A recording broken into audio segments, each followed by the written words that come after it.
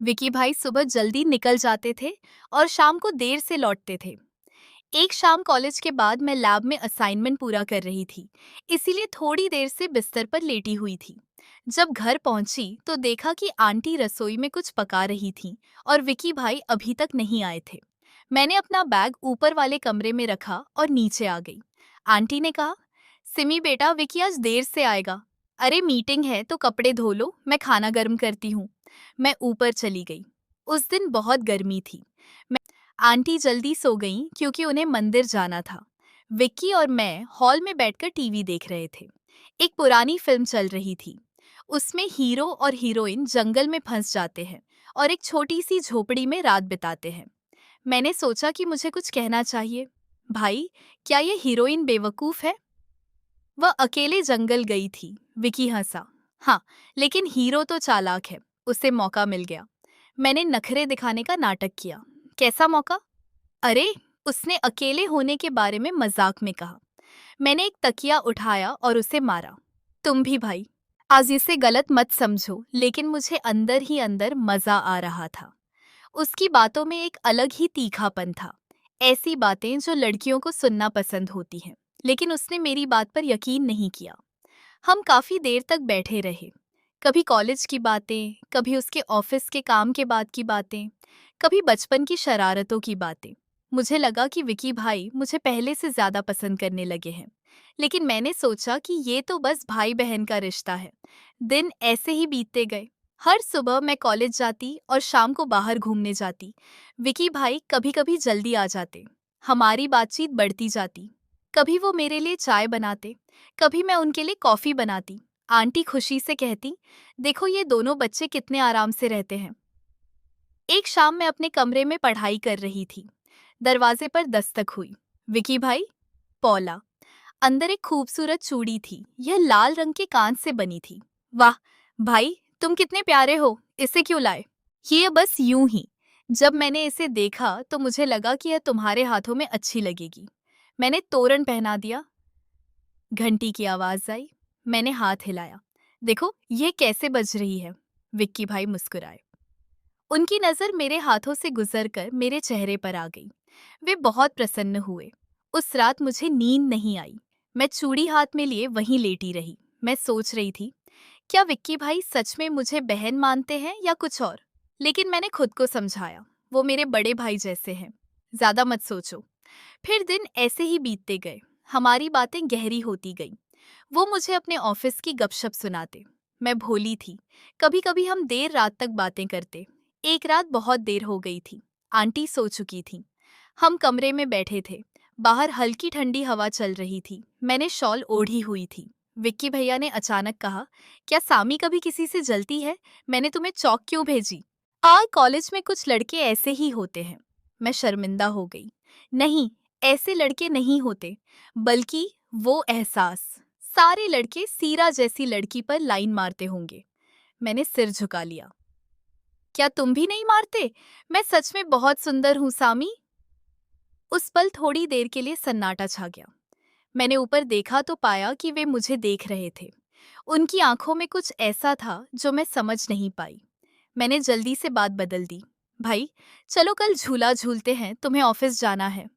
लेकिन उस रात के बाद कुछ बदल गया। अगर हमारी नजरें मिलती, हम देर तक बातें करते, हमारे हाथ छूते, मैं बहक जाती। मुझे समझ नहीं आ रहा था कि यहाँ क्या हो रहा है। एक तरफ मुझे अफसोस होता, दूसरी तरफ मुझे मजा भी आ रहा था। धीरे धीरे विक्की भाई मेरे करीब आने लगे। कभी वो मेरे बालों को सहलाते, कभी मेरे कंधे पर हाथ रखकर कुछ कहते। मुझे अच्छा नहीं लगता था, अच्छा भी लगता था। लेकिन मैंने कभी कुछ गलत नहीं होने दिया। बस वो कोमल स्पर्श, वो नजर, वो मुस्कान। एक दिन आंटी को उनके साथ 3-4 दिन के लिए जाना पड़ा। पहली शाम को सिर्फ विक्की भाई और मैं ही घर पर थे। थोड़ा अजीब सा लगा।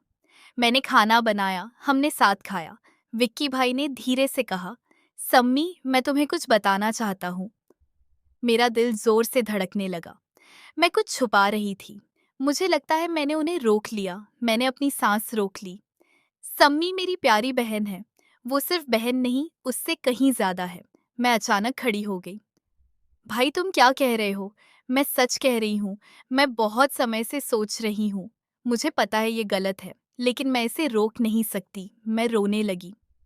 भाई प्लीज़, हम गलत कर रहे हैं, तुम मेरे भाई जैसे हो, वो भी परेशान है। सॉरी सैमी, मैंने सोचा। शायद मैं ऊपर अपने कमरे में भाग गई और दरवाज़ा बंद कर लिया। मुझे पूरी रात नींद नहीं आई। सुबह हो गई तो विक्की भाई ने दरवाज़ा खटखटाया। मैंने दरवाज़ा खोला। वो बहुत गुस्से में लग रहे थे। सैमी, मैं जा रहा हूँ। मम्मी के आने तक मैं अपने दोस्त के घर रहूंगा। मुझे अपनी बड़ी गलती के लिए माफ कर दो। मैंने कुछ नहीं कहा। वो चली गई। 3 दिन बाद आंटी वापस आ गई। मैंने कुछ नहीं बताया। विक्की भाई भी वापस आ गए। लेकिन अब सब कुछ बदल गया था। हम एक दूसरे से नजरें मिलाने से बचते थे। हम कम बात करते थे। मैं कॉलेज में रहने लगी। विक्की भाई भी ज्यादा बात करने लगे। कुछ महीनों बाद मुझे एक अच्छी नौकरी मिल गई। मैं दूसरे शहर चली गई। अब सिर्फ तुम और विक्की भाई कभी कभी फोन फोन पर बात करते थे। अब जब मैं पीछे मुड़कर देखती हूँ तो तुम समझते हो कि हमारे रिश्ते कितने नाजुक थे। एक गलत कदम और जिंदगी बर्बाद हो जाती। लेकिन हम दोनों ने इसे हल्के में लिया। विक्की भैया की आज शादी हो गई है। उनकी पत्नी बहुत अच्छा। मैं भी अपने जीवन में खुश हूँ। कब देर रात तक बातें करते थे। एक रात बहुत देर हो गई थी। आंटी सो रही थी। हम कमरे में बैठे थे। बाहर हल्की ठंडी हवा चल रही थी। मैंने शॉल ओढ़ी हुई थी। विक्की भाई ने अचानक कहा, क्या समी कभी किसी से जलन करता है? मैंने तुम्हें चौक क्यों भेजा?